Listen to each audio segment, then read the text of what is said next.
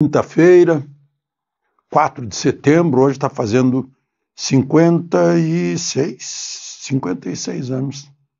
Foi em 1969, eu lembro, eu estava no segundo ano da faculdade de jornalismo na PUC.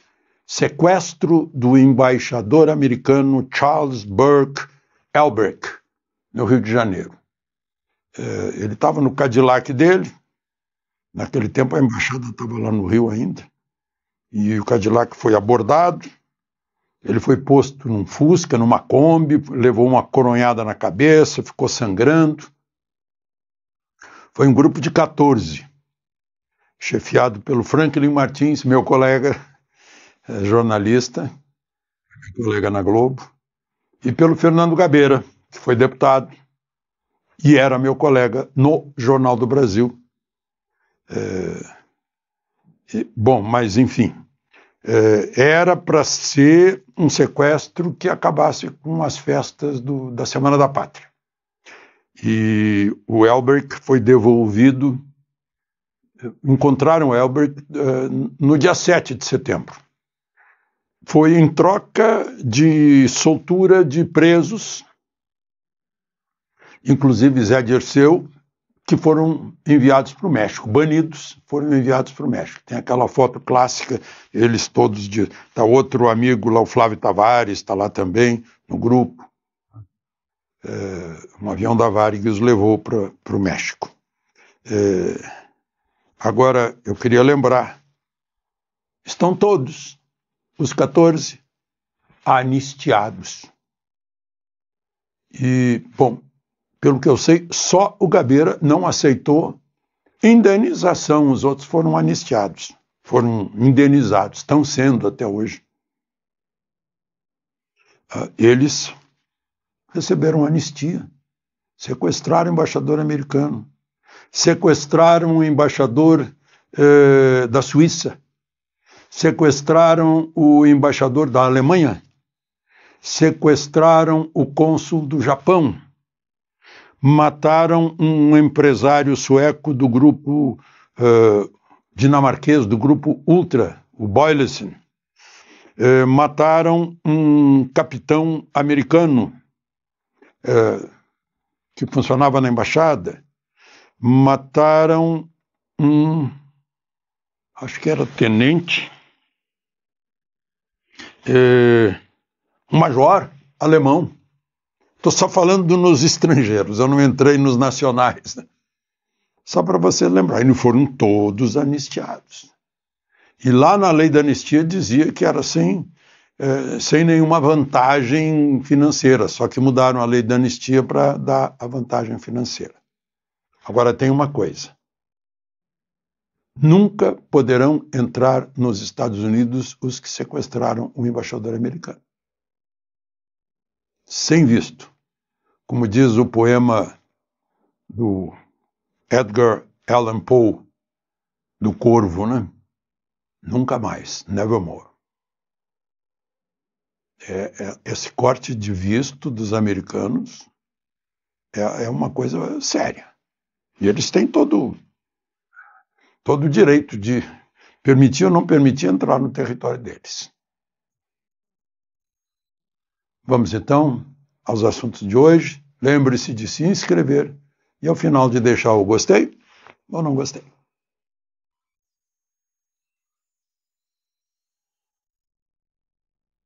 Bom, o primeiro assunto de hoje é a denúncia gravíssima, é um escândalo gigantesco do Talhaferro na Comissão de Segurança Pública do Senado.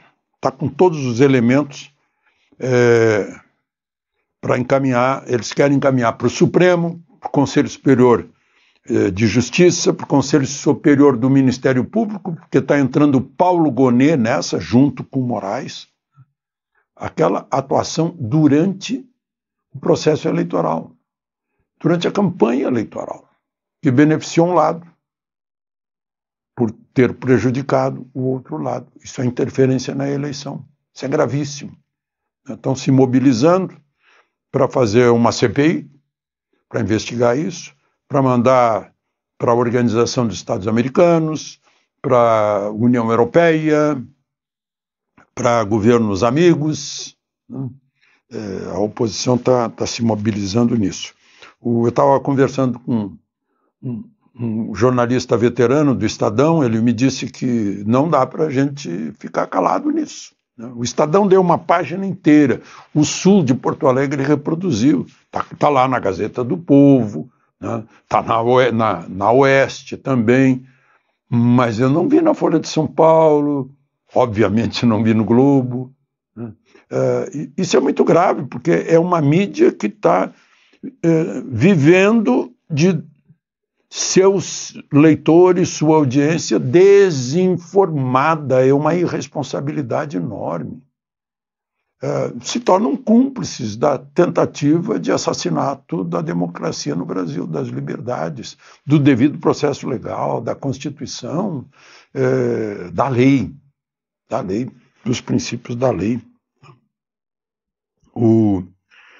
Bom, mas, enfim, eu anotei aqui, né? Fraudes processuais, manipulação de investigações, contatos impróprios entre Moraes e Paulo Gonet, né?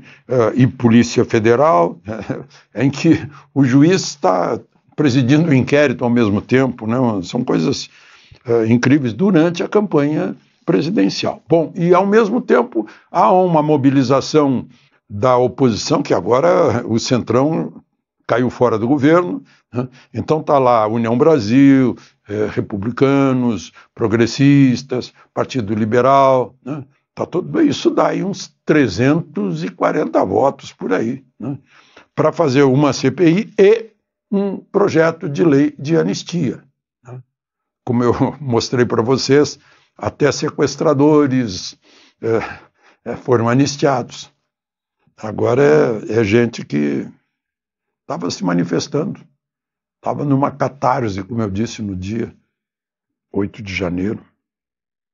Claro que ficam de fora aquele destacamento precursor, né, que entrou sem dificuldades no Palácio do Planalto, foi bem recebido com água, com cumprimentos, e andou destruindo bastante, né, aquele relógio, por exemplo, obras de arte.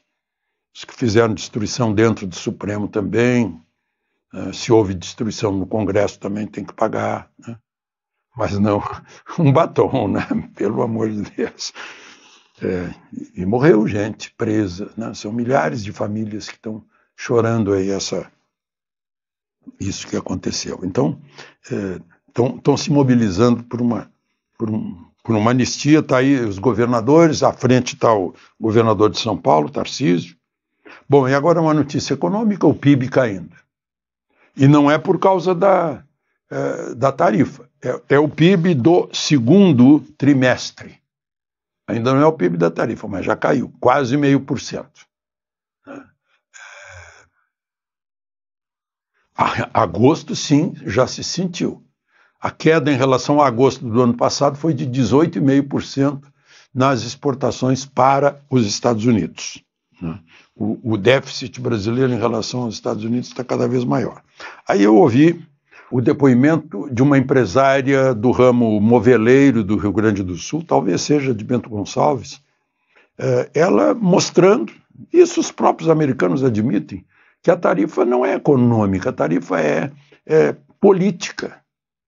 É porque o Lula quer ficar do lado da China, quer ficar contra o Ocidente, quer negar o Holocausto, quer apoiar o Hamas para tirar Israel do mapa, né? Totalmente contra os valores judaico-cristãos, democracia grega, direito romano que nós herdamos no Ocidente.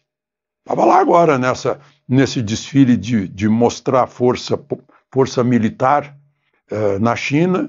Atrás do Xi Jinping estava o embaixador Celso Amorim, que é o que faz a cabeça de Lula com a política externa. E do lado atrás do Putin estava Dilma, né? Essa é a nossa posição hoje. E ali, naquele palanque, ditadores do mundo inteiro. Era uma reunião de ditadores. O indiano não estava lá, não. Estava lá no dia anterior, mas depois foi embora.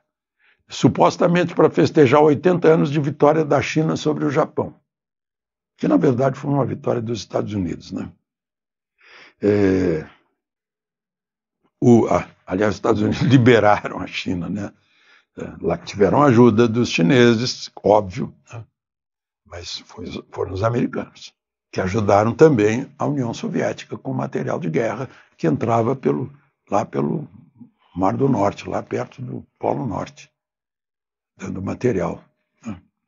Bom, voltemos então ao depoimento dessa senhora, muito arguta, ela dizendo, como é político, a gente está esperando as nossas chamadas elites econômicas covardes, né? CNI encolhida, silente, como a OAB silenciosa, o Congresso Nacional silencioso, né?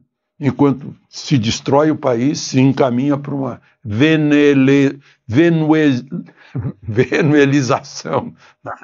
Virar uma Venezuela isso aqui, uma Cuba, uma Nicarágua, Coreia do Norte, eu não acredito, porque não é a mesma cultura, nem China é a mesma cultura, mas na cultura latina aqui fica mais fácil, né, enganar as pessoas, enquanto o engodo já se acabou na Bolívia, vai se acabar no Chile, se acabou na Argentina, ela não chama atenção disso.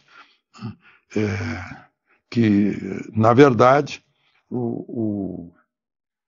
é falta de mobilização dos empresários para ligarem para o seu deputado, para o seu senador e dizer, olha, ano que vem não tem apoio, né? Vocês não acharem a solução. Essa é a melhor solução. A solução dentro do tribunal político, que não é o Supremo, é o Congresso Nacional, dos representantes do povo brasileiro. De Brasília, Alexandre Garcia.